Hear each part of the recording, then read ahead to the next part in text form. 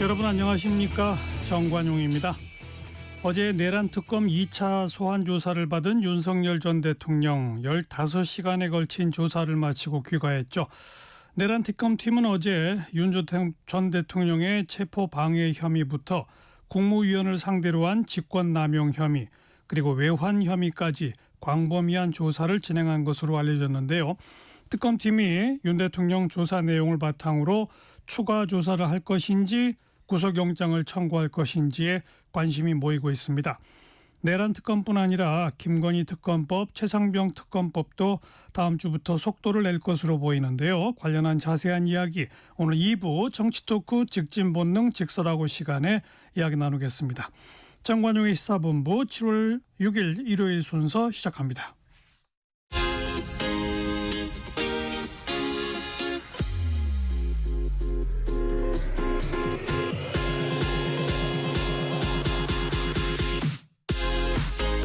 대한민국 시사의 중심 토요일 일요일 낮 12시 10분 KBS 1라디오 정관용의 시사본부.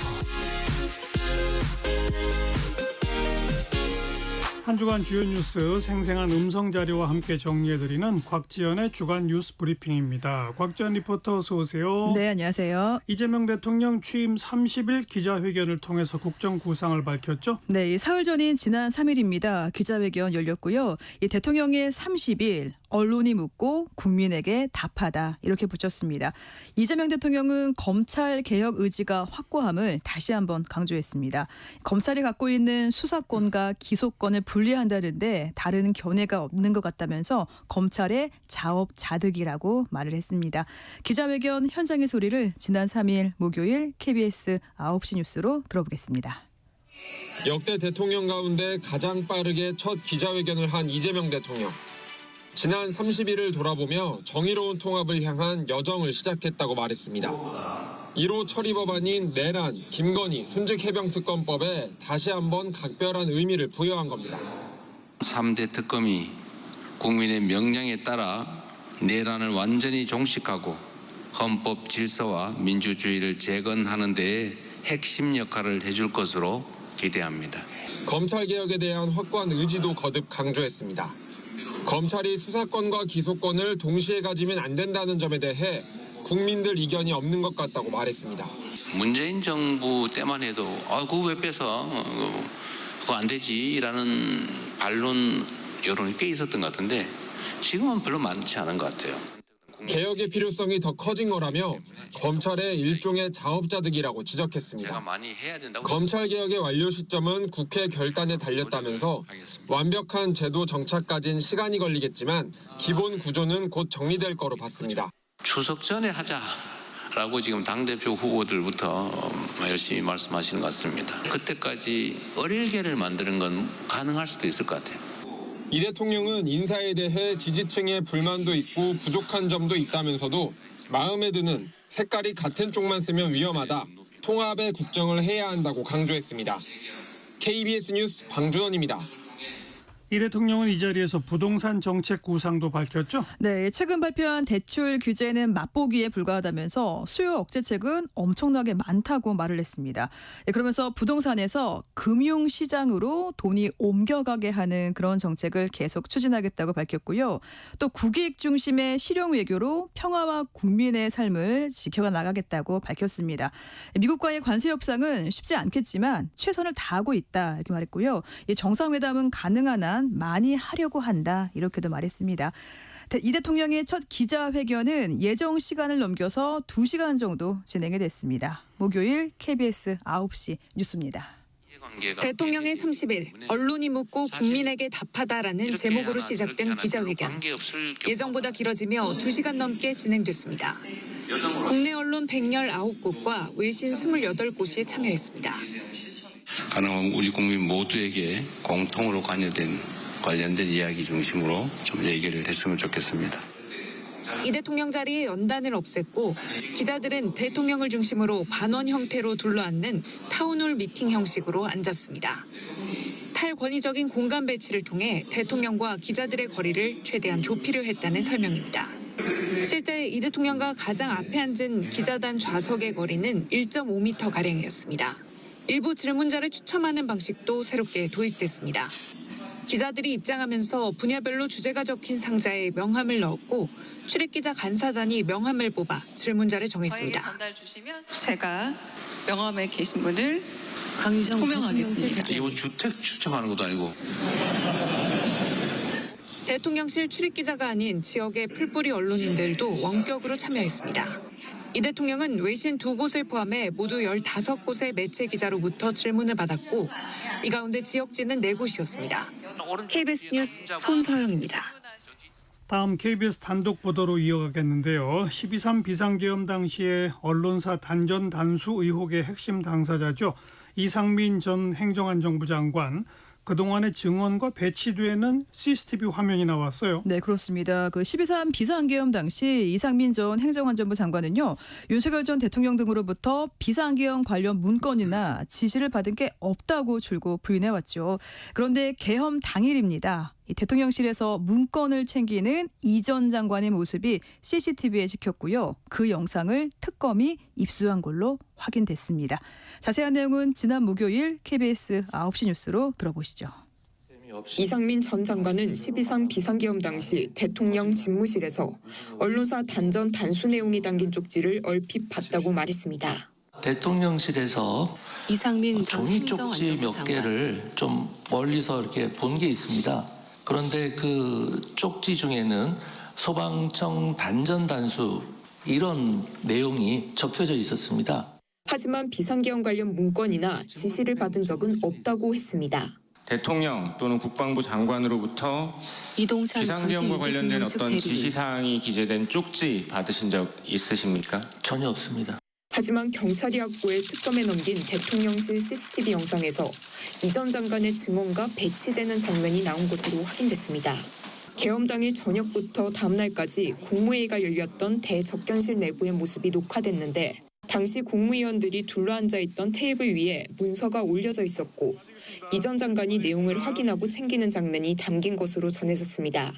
이 전 장관은 이후 대통령실을 나와 허석곤 소방청장에게 전화했는데 허 청장은 단전 단수 협조 요청이 오면 조치해달라는 말을 들었다고 수사기관에 진술했습니다. 언론사 5곳을 말씀을 하시고 경찰 이야기를 하고 요청이 오면 적절한 조치를 취하라 이런 뜻으로 저는.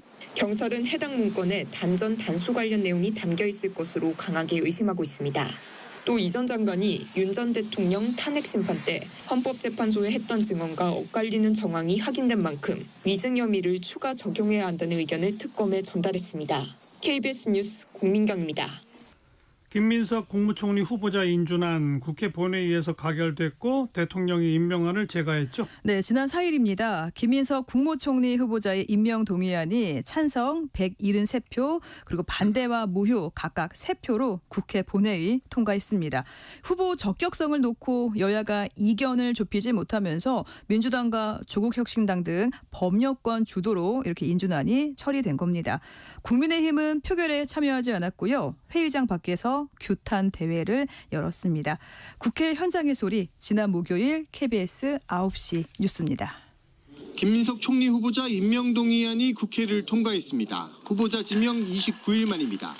이 대통령이 재가하면서 이재명 정부 첫 내각을 이끌게 된 김민석 총리는 경제위기 극복을 최우선 과제로 꼽았습니다. 폭정 세력이 만든 경제위기 극복이 제1과제입니다. 일찍 생각하고 먼저 챙기는 새벽 총리가 되겠습니다. 사퇴하라! 사퇴하라! 사퇴하라! 김 후보자 지명 철회를 촉구해온 국민의힘은 표결 참여 대신 규탄 대회를 열었습니다. 공짜 인생을 살아온 사람이 국가의 살림살이를 어떻게 책임질 수 있느냐며 총리 자격이 없다고 거듭 주장했습니다. 국민을 무시한 독단, 야당을 배제한 독주, 민주주의를 조롱한 폭거입니다.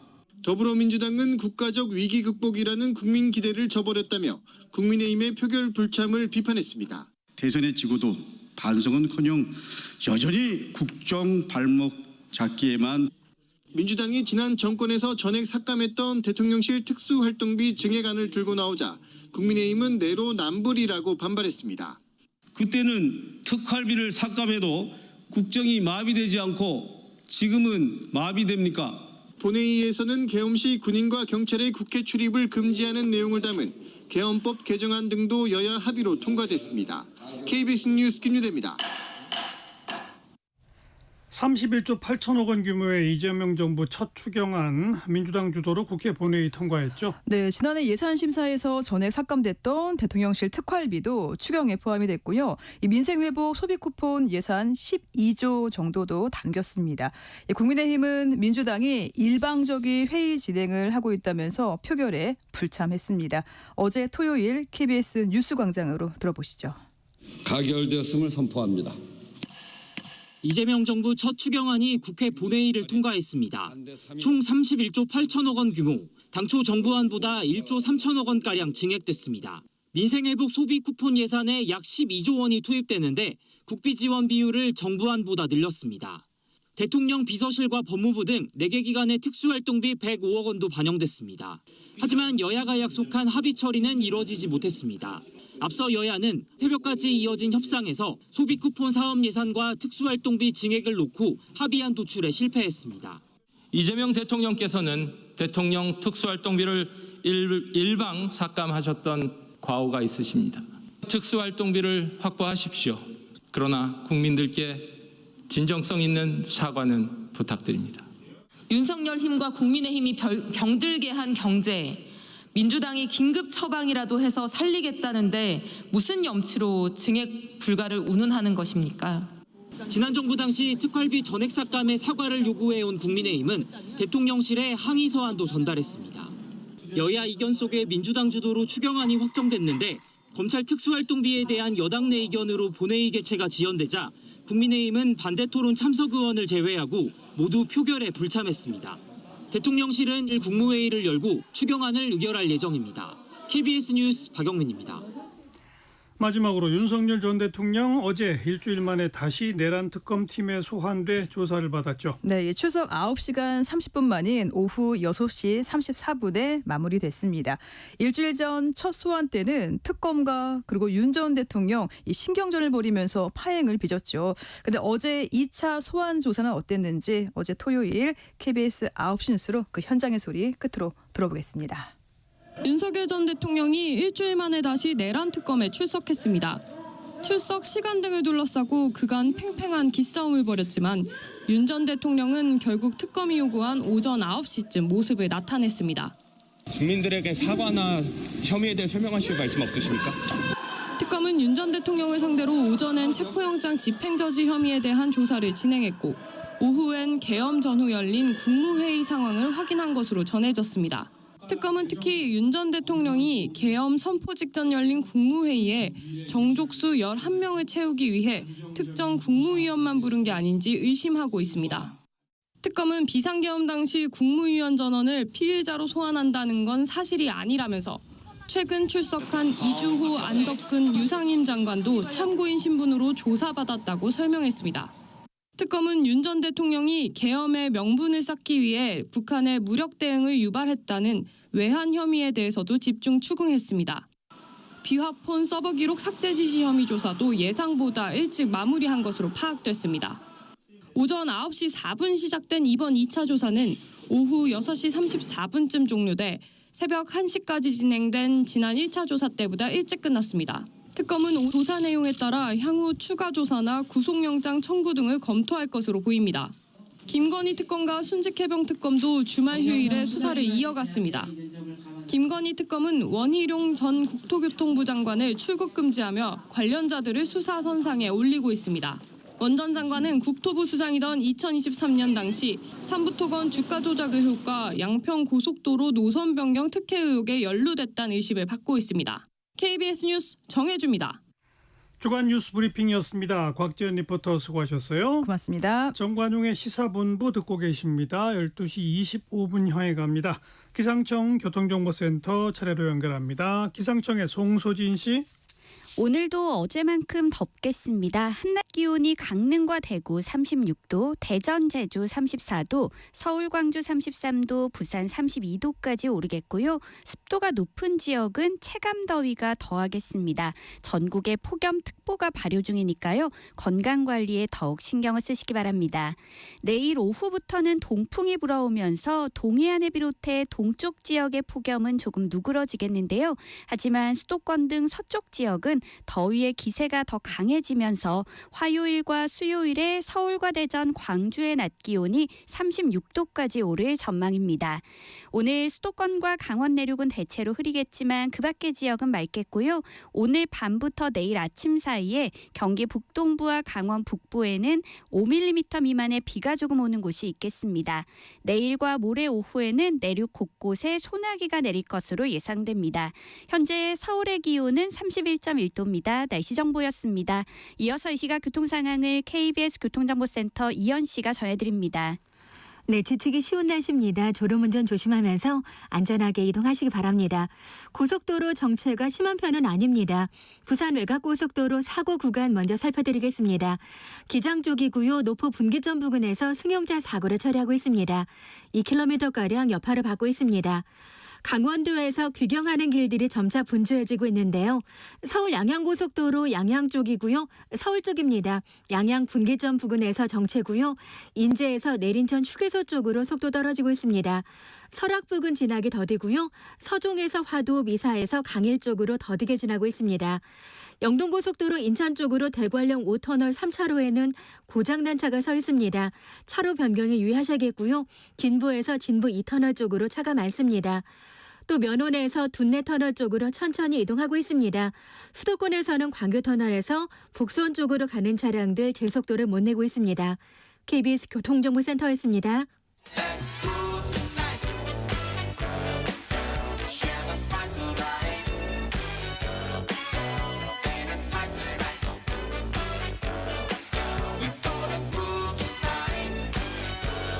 국민 MC 정관용. KBS 1라디오 정관용의 시사본부. 들어보면 달라요. 국제뉴스 정리하는 움직이는 세계입니다. 서울신문의 송현서 기자, 안녕하세요. 네, 안녕하세요. 미국 관세 소식부터 이번 주가 그 유예기간 만료죠? 네, 맞습니다. 지난 4월에 트럼프 행정부가 상호관세 발표 후에 적용한 90일 유예기간이 이번 주에 만료가 됩니다. 트럼프 행정부가 앞서서 발표한 상호관세 유예기간은 오는 9일 오전 0시 1분 미국 현지 시간입니다. 한국 시간으로는 9일 오후 1시 1분에 마감이 됩니다. 현재까지 무역 합의에 이른 것은 영국과 베트남 두 나라뿐이고요. 그마저도 예비적 합의로 향후 세부적인 협상이 필요한 상황입니다. 영국은 대미 무역 적자를 기록했던 국가인데 상호 관세 주요 타깃이 대미 무역 흑자국이었던 걸 감안하면 내세울 만한 성과는 베트남 하나밖에 없습니다. 사실 상호관세 유예기간이 만료가 되면 기존에 발표했던 상호관세를 적용하는 게 상식적인데 트럼프 대통령은 새로운 관세율을 적용하는 것도 가능하다고 현재 주장하고 있습니다. 그렇기 때문에 한국 같은 이 협상국 입장에서는 9일 이후에 어떤 일이 벌어질지 감조차 잡기가 어려운 상황입니다. 참고로 한국은 25% 상호 관세를 부과받았는데 아직 협상에 진척은 전혀 없습니다. 그 추가로 기간이 유예될 가능성은 없나요? 물론 극적으로 유예 연장 조치가 내려질 수는 있습니다. 최대한 협상국들을 압박해서 합의를 좀 이끌어내보고 그래도 합의하지 못한 일부 국가들과는 추가 협상 기한을 가지는 방식일 겁니다. 트럼프 대통령은 오는 7일에 12개국의 관세율을 일괄 통보할 거라고 밝혔는데 동시에 새로운 관세는 8월 1일부터 발효될 것이라고 언급한 적이 있습니다. 이 발언대로라면 새로운 관세가 적용이 되더라도 7월 한 달 동안은 추가 협상이 가능하다는 겁니다. 트럼프 대통령은 오는 7일까지 협상국들의 대응을 지켜본 후에 만료가 임박한 8일에 최종적인 결정을 내릴 것으로 보입니다. 우리 정부는 지금 어떻게 대응하고 있나요? 네, 여왕구 산업통상자원부 통상교섭 본부장이 이제 워싱턴 DC로 급파해서 대응하고 있습니다. 여 본부장은 지난달 28일까지 워싱턴에 머물렀었는데 일주일 만에 다시 미국으로 들어갔습니다. 이 본부장은 상황이 급박하다고 판단돼서 협상을 위해 다시 미국으로 왔고 많은 것이 불확실한 상태다. 모든 것들이 하루하루 바뀌는 상황이라고 말했습니다. 다만 우리 정부는 트럼프 행정부가 새로운 관세율을 발표하더라도 대응할 시간은 있을 거라고 희망하고 있습니다. 일본은 미국과 관세 협상에서 아주 갈등이 커지고 있다면서요? 네, 상호 관세 유예 기간 종료를 일주일 정도 앞둔 시점이었는데 트럼프 대통령이 일본에게 버릇이 나빠졌다는 거친 표현까지 쓰면서 압박 수위를 올렸습니다. 아하. 정확히는 일본과 상대해 왔는데 합의에 도달할지 확신할 수가 없다. 일본은 매우 설득하기 힘들고 버릇을 아주 잘못 들였다라는 멘트였는데요. 그러면서 일본은 미국한테서 30-40년간 뜯어내면서 잘못 길들여졌다라고 이야기를 하기도 했는데 자칫하면 외교상 결례가 될 수 있는 격한 표현까지 써가면서 관세 전쟁에서 우위를 차지하기 위해 맹공격하는 모양새입니다. 트럼프 대통령은 일본을 향해서 지금 무역 상황에서 미국이 큰 적자를 보고 있기 때문에 일본은 30에서 최대 35%까지 미국이 정한 수치대로 관세를 지불하게 될 거라고 밝혔습니다. 지금 일본은 그 협상에서 어떤 위치에 있나요? 유리하지 못한 위치라고 보여집니다. 일본은 대미 수출의 3분의 1가량을 차지하는 이 자동차 25% 관세 조정을 원하고 있는데 미국은 이 부분에 대해서는 아예 협상 대상이 아니다라는 입장을 고수하고 있습니다. 그러나 현재는 상호 관세와 관련해서 대화를 하는 기간이지 자동차 관세에 대해서 이야기를 하는 게 아니라는 거죠. 근데 일본 입장도 만만치가 않은 게 일본은 지난해부터 쌀값 때문에 큰 곤욕을 치르고 있지 않습니까? 근데 일본 정부는 자국 농업 보호를 위해서 외국산 쌀은 절대 들여오려고 하지 않습니다. 쌀을 이제 수입하는 걸 확대하게 되면 집권당인 자민당의 지지 기반인 농업계가 분명히 반대를 할 거거든요. 그런데도 불구하고 미국의 무역 상대국으로서는 고관세 통제를 피하려면 협상 타결을 서두르고 미국이 원하는 이 쌀 수입을 받아들이는 수밖에 없습니다. 지금 트럼프 대통령이 일본을 이렇게 압박하고 강하게 때리는 것도 다른 나라에게 본보기를 보여주려는 것이다라는 해석들이 있습니다. 지금 트럼프 대통령이 아까 말씀드린 것처럼 90일간의 상호관세 유예 기간 동안에 실제로 협정을 맺은 게 베트남하고 영국이 유일하거든요. 결과적으로 미국의 의도는 주요 동맹국이자 4대 경제 대국도 결코 이 관세 전쟁에서는 예외가 되지 못한다는 걸 보여주려는 의도로 해석이 됩니다. 미국은 일본에 쌀을 팔고 싶어 하지만 일본은 미국 쌀 수입 확대할 수 없다 이런 상황인데 네. 사실 이 농산물 시장은 우리 한국도 굉장히 민감한 부분이잖아요. 그렇죠. 그래서 한국도 이 곧 농산물 시장 개방 압박에 대한 메시지가 올 수 있다라는 경고가 있습니다. 한국은 미국산 쌀을 수입할 때 13만 2,304톤을 초과하는 경우에는 관세 513%를 부과하고 있습니다. 예. 그래서 트럼프 대통령도 계속 쌀 시장을 전면 개방하라고 압박을 해왔고요. 또 쌀뿐만이 아니라 30개월 이상 소고기 수입 규제 완화와 관련된 언급도 계속 나오고 있습니다. 그러니까 사실상 미국이 농업 부분에서 비관세 장벽의 완전 철폐를 요구하고 있다라고 보여지는 상황인 거죠. 그리고 더불어서 트럼프 대통령이 계속 말을 바꾸는 것도 문제입니다. 이 미국 행정부는 지난달 초반까지만 하더라도 협상을 성실하게 진행하는 국가에 대해서는 상호관세 유예 기간을 연장할 수 있다고 분명히 말했었거든요.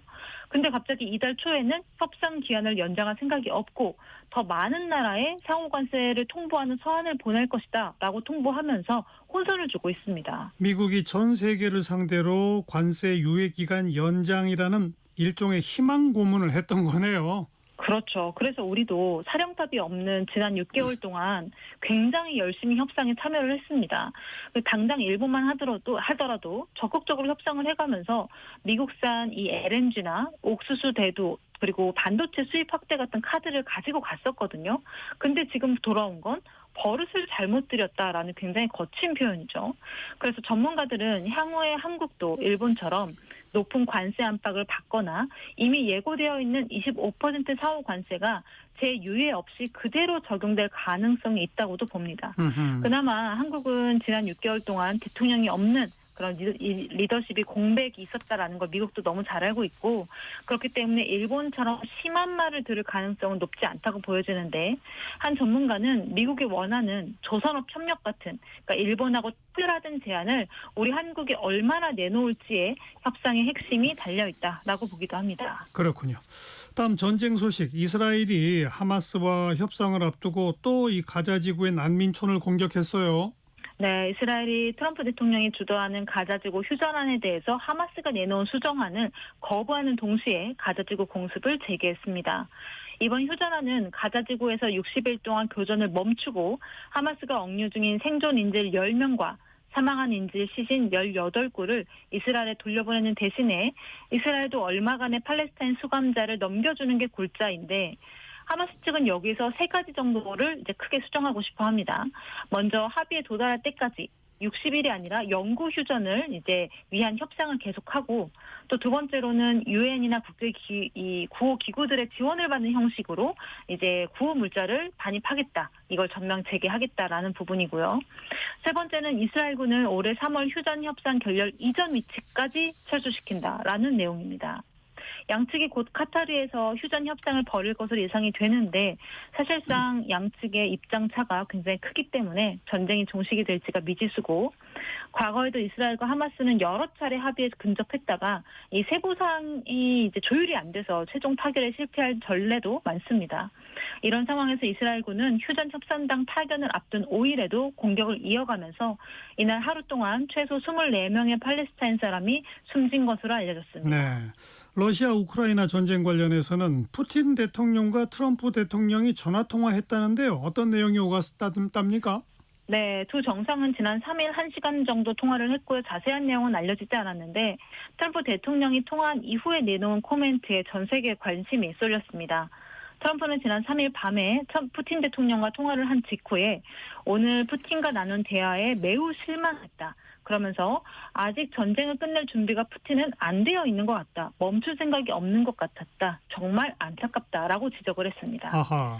그로부터 몇 시간이 지나지 않아서 실제로 러시아가 우크라이나 수도 키이우를 포함한 전역에 대규모 드론 공습을 가했습니다.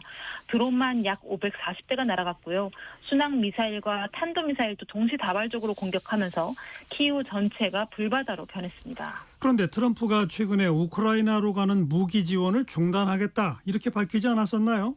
네, 맞습니다. 패트리엇 같은 방공미사일 같은 주요 무기들을 이제 지원을 하지 않겠다, 중단하겠다라고 해서 우크라이나가 상당히 공경에 빠져 있는 상태였는데 이번 푸틴과의 통화 그리고 그 직후에 이뤄진 대규모 공습 이후에 트럼프가 상당히 실망한 상태에서 젤렌스키 우크라이나 대통령과 다시 한번 대화를 나눴고요. 결국은 무기 지원을 재개하기로 했습니다. 아하. 현지 악시오스 보도에 따르면 두 정상이 향후 미국과 우크라이나 당국자들이 만나서 방공 및 다른 무기 제공을 논의하는데 동의했다고 알려지고 있습니다. 어쩌면 현재 우크라이나한테 있어서 가장 큰 문제는 러시아의 여름철 공세가 아니라 이렇게 오락가락하는 트럼프 대통령의 마음일지도 모릅니다. 이런 상황에서 러시아는 우크라이나 전선에 병력 5만 명을 집결시킨 상태고요. 북한도 조만간 병력 최대 3만 명을 추가 파병할 거라는 보도가 나오면서 전선의 상황은 더욱 격화되고 있습니다. 그러니까 전쟁의 불씨가 꺼지기는커녕 더 커지는 그런 분위기네요. 네. 그래서인지 유럽 국가들 자국 병력을 키우는 데 집중하고 있다고요? 네, 맞습니다. 특히 덴마크는 7월 1일부터 여성 징병제를 본격 시행한다고 발표를 했습니다. 러시아의 군사 위협 증가 그리고 저출산 고령화로 인한 병력 부족 문제가 복합적으로 작용한 결과입니다. 우크라이나 전쟁 이후에 유럽 각국의 안보 위기감이 굉장히 고조가 됐죠. 그러면서 병력 확보가 굉장히 시급한 과제로 대두가 되고 있습니다. 이걸 단적으로 보여준 사례가 바로 덴마크인데요. 이 덴마크의 여성 징병제는 이스라엘처럼 전체 여성을 대상으로 하는 전면적 징병제와는 조금 다른 방식입니다. 이스라엘은 만 18세 이상 미혼 여성 모두를 징집 대상으로 삼고 있어서 전체 여성의 55% 정도가 군복무를 현재 하고 있어요. 그런데 덴마크는 선택적인 징병제입니다. 그러니까 징병 대상자로는 모든 여성이 등록이 되는데 이 중에 일부만 선발을 해서 군 복무를 하게 하는 방식입니다. 예. 평상시에는 정예병으로 성장할 수 있는 특출한 인재들만 선발을 하고요. 전쟁 같은 특수 상황에서도 동원할 수 있는 어떤 시스템을 구축하겠다는 거죠. 그리고 그동안 여군은 대부분 직업 군인이었는데 이제는 징집 군인 중에서도 여성이 포함되게 된 겁니다. 복무 기간은 11개월로 설정할 계획이고요. 덴마크뿐만 아니라 유럽 상당수 국가들이 현재 여성 징병제를 검토하고 있습니다. 유럽의 여러 나라가 저출산 고령화 또 우크라이나 전쟁 영향 이런 것 때문에 군인 수를 늘리고 싶어 하지만 현실적인 어려움이 크죠? 그렇죠. 일단 유럽은 이민자들이 굉장히 많은데 예. 국적을 취득하지 않은 이민자들까지 징병 대상으로 삼기는 어려울 겁니다. 그리고 징병을 한다고 해도 사실상 문화나 언어가 다를 수 있어서 군대 내에서 융화되기도 어려울 수 있고요. 그리고 자국민들끼리도 군대 내에서 폭력이나 차별 문제가 굉장히 심각한데 여기서 인종이나 종교가 다른 사람들까지 모여버리면 군대 내 문화가 훨씬 더 복잡해질 수 있습니다. 그래서 여성 징병제가 훨씬 이 현실적인 대안이다라고 보는 유럽 국가들이 늘고 있는 거고요. 예. 반면에 미국은 좀 정반대 상황인데요. 바이든 행정부 시절에 여성을 징병 대상자에 포함시키려는 법 개정을 추진을 한 적이 있어요. 그런데 당시에 공화당이 이거를 강력하게 반대를 했었습니다. 그러면서 무산이 됐고 트럼프 행정부 출범 이후에는 여성의 군복무에 대한 부정적인 시각이 훨씬 더 강화되는 추세입니다. 피트 헤그세스 국방장관은 여성이 전투에 나서면 안 된다라는 반대 입장을 굉장히 여러 차례 명확하게 내놓기도 했고요. 네. 또 보수주의 세력은 남녀 간의 성 역할을 중시하면서 여성은 가정에서 출산과 육아를 통해 병력 자원을 생산하는 게 훨씬 더 효율적이다라고 주장하고 있습니다. 여성까지 전투에 투입됐다가 사망하게 되면 전쟁이 끝난 이후에 인구를 다시 회복하는 게 어려워질 수 있다는 인구학적인 고려가 작용한 것이라는 해석들이 나옵니다. 네, 이 저출산은 우리나라가 제일 심각하니까 우리나라도 여성 징병제가 논의 대상이 될지 모르겠네요. 네. 네, 움직이는 세계였어요. 서울신문 송현서 기자 고맙습니다. 감사합니다.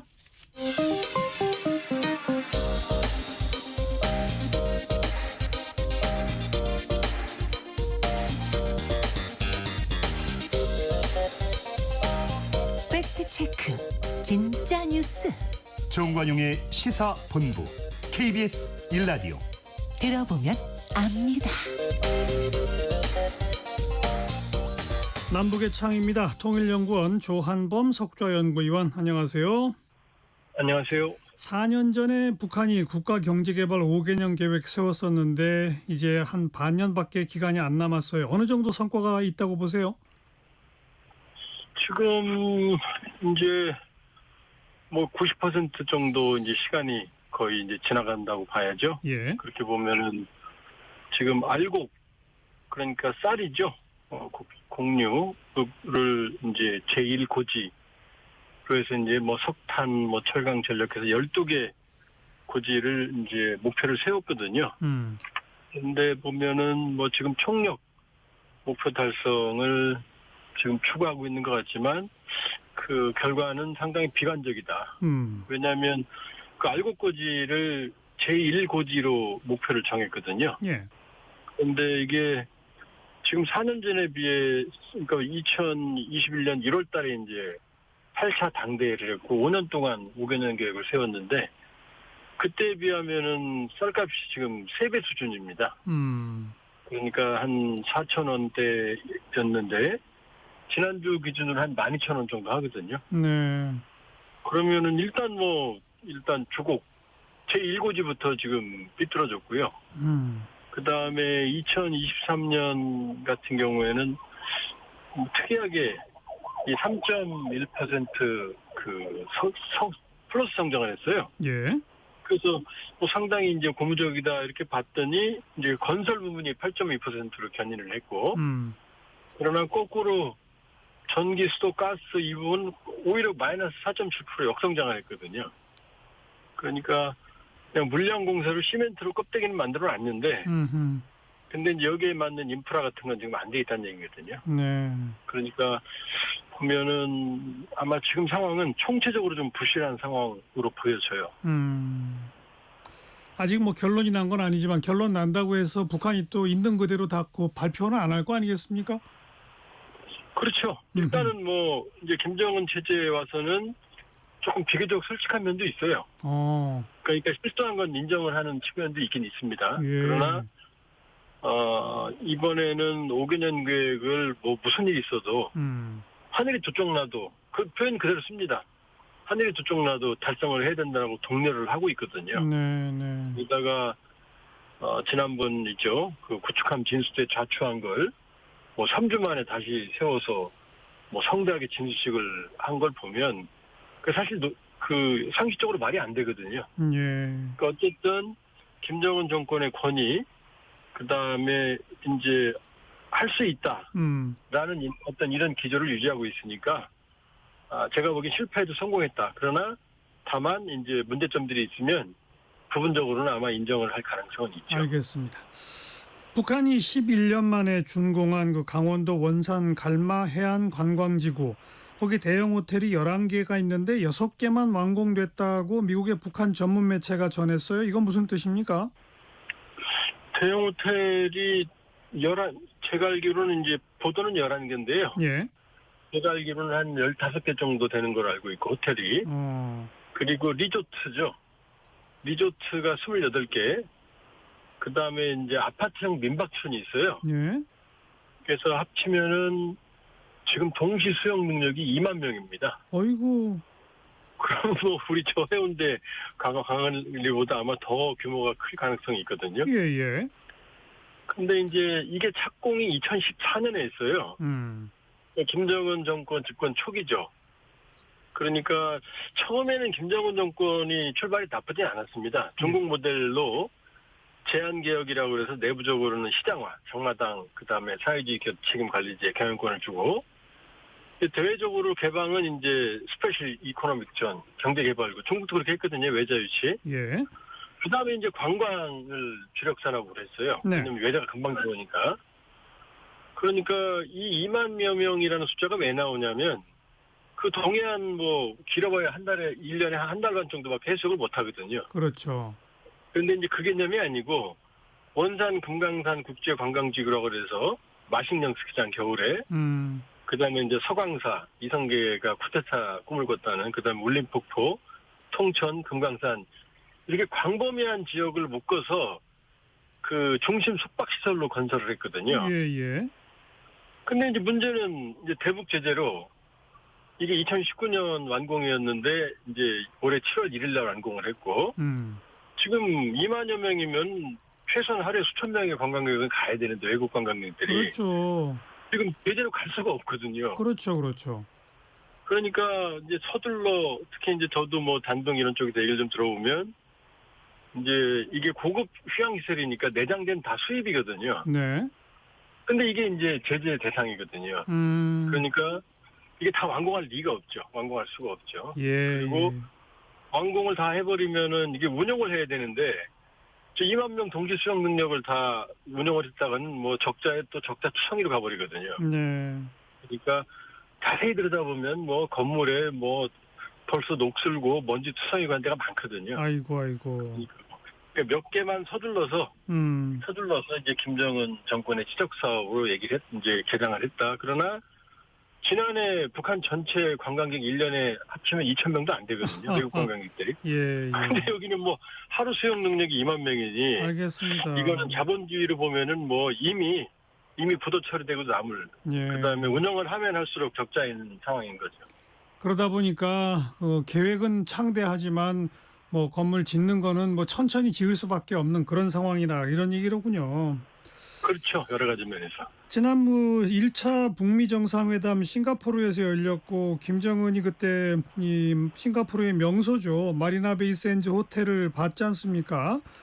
뭐 예. 이런 걸 좀 본다고 싶어 하는 욕심은 있는 거죠, 그러니까. 그건 뭐 100%입니다. 왜냐하면 김정은 위원장이 이 북한에 있는 모든 주요 건물 설계도를 본인이 직접 손을 댑니다. 왜냐하면 기록영화에 나오거든요.